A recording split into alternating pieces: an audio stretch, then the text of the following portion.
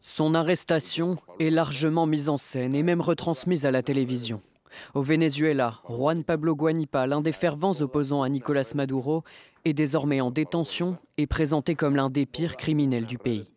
Officiellement, selon le régime, il serait à la tête d'un réseau terroriste et aurait tenté de saboter les élections législatives et régionales qui ont lieu ce dimanche.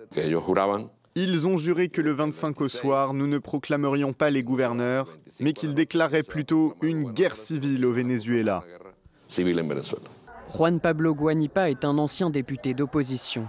Il avait été vice-président de Juan Guaidó lorsque celui-ci s'était autoproclamé président du Venezuela en 2020. Depuis juillet 2024 et la réélection contestée de Nicolás Maduro, il vivait dans la clandestinité, comme la plupart des opposants au régime. Très vite après son arrestation, ses soutiens ont publié cette vidéo, préenregistrée.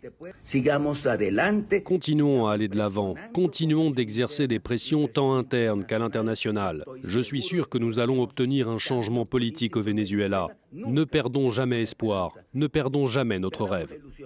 Les autorités disent avoir arrêté 70 autres personnes, la plupart étrangères, pour ce même motif présumé de sabotage. Un argument très souvent utilisé par le régime vénézuélien, sous tension. Cette semaine, Caracas a fermé sa frontière avec la Colombie et compte déployer 400 000 policiers pour la tenue de ces élections.